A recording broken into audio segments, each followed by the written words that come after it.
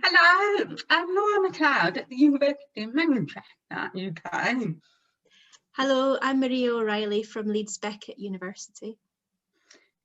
And today we are here to talk around why we wanted to produce this special issue of peacebuilding, and now an edited book which has been published by Routledge in May 2021 on feminist intervention in critical peace and conflict studies. Maria, why did we think a feminist intervention into critical peace and conflict studies was needed? Well, we've been observing for a few years that there was a bit of a tendency for feminist peace and conflict studies researchers and critical researchers to stick to what Christine Sylvester calls different camps. So each of these different groups of people, different groups of researchers seem to have different networks that they stuck to. They were attending different conferences or conference panels. There was different citation practices and so on. And we thought that there wasn't enough of a dialogue between feminist and critical research in peace and conflict studies. So that was really interesting for us. It was really curious for us because we felt that critical scholarship couldn't be truly critical without really meaningfully engaging with feminism. Because feminism is an important critique of peace processes, and it seeks to expose some of the most important inequalities in peace processes. And we also felt that critical peace and conflict studies had lots of different frameworks and concepts and models which were useful to feminism too, so that critical scholarship could really add value to feminist analysis.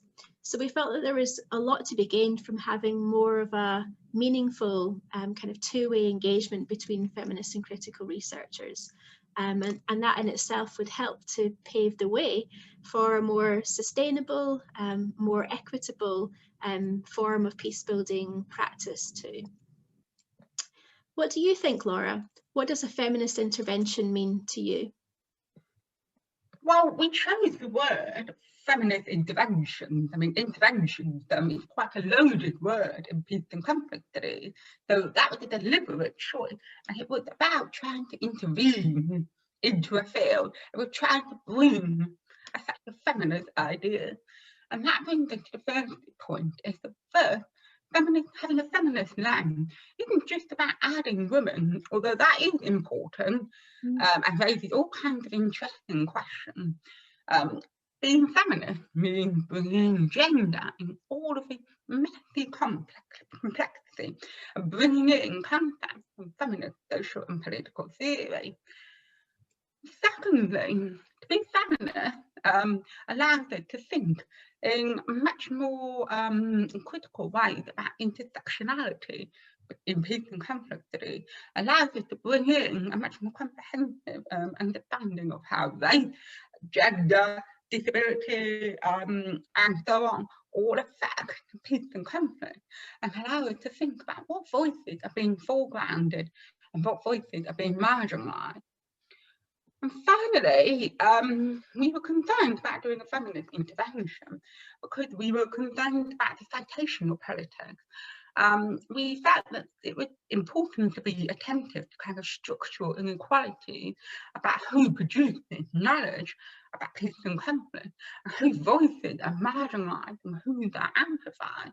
So, for instance, we thought that perhaps there was a case where feminist authors were not being acknowledged for their long heritage of work in peace and conflict studies. So Maria, why did we actually want to have that conversation? What was the purpose behind that intervention?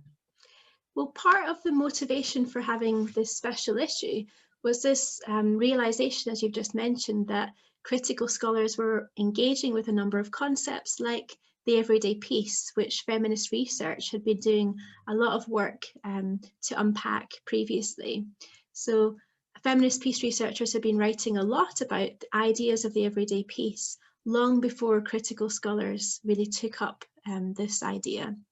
If you look at the work of Elise Boulding or Sarah Ruddick, for example, they were really casting light onto the fact that a lot of the labour, a lot of the work which is involved in building peace is really happening day to day. It's very mundane. It's happening on a day-to-day basis through quite routine practices of care work and so on. So people like Ruddick and Boulding, feminist scholars, were pointing to the hidden away, the unseen, the unvalued often work of caregivers in promoting peace and promoting non-violent ways of resolving conflict. So the idea that peace is an everyday process and that it involves everyday acts of communication and non-violent conflict resolution was something which had been flagged up by feminist research several decades before. And the authors in their special issue have really highlighted this point. They've highlighted that building peace in everyday life was an idea that had been identified several decades before critical researchers began to engage in debates about everyday peace. So we thought there was lots to be gained, a lot to be gained by having critical and feminist researchers engage in more of a dialogue when building theories, rather than kind of talking past one another and reinventing the wheel to some extent. And we also think that feminist research has got a lot of value to add when it comes to developing innovative methods as well for understanding conflict and for understanding how peace is built too. It's important to note that methods like institutional ethnography have come from feminism. They're rooted in feminism and its attention to situated knowledge. And there have been other methods which critical researchers and feminist researchers have used over the years, which have been enriched by feminist engagement.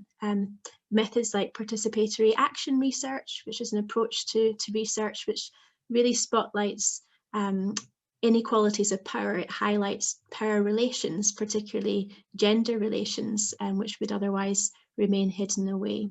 So we think that there's lots of value to be gained by using feminist concepts and by using feminist methods too, and by having more of a conversation about how we understand, how we unpack conflict and peace processes.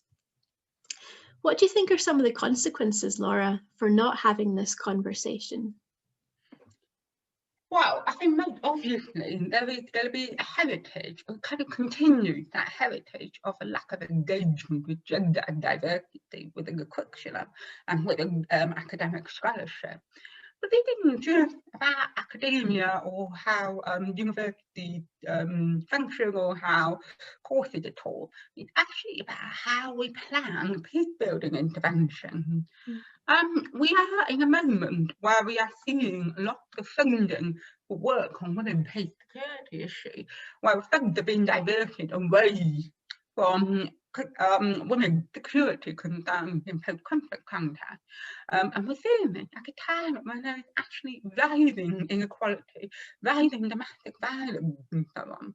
And we actually think that this conversation is even more important now with COVID-19, as the pandemic has obviously exacerbated inequalities within academia and beyond. COVID-19 has changed working life and personal life significantly around the world. So we have increasing unemployment, we have reductions in working hours, we have switched to homework, and none of these changes are gender neutral. And worldwide, funding has been cut for gender-based violence. So it's also a massive increased burden of unpaid work globally. Who is looking after the kids? Who is looking after elderly relatives? Other kinds of care work. Inequalities such as access to healthcare have also become exacerbated.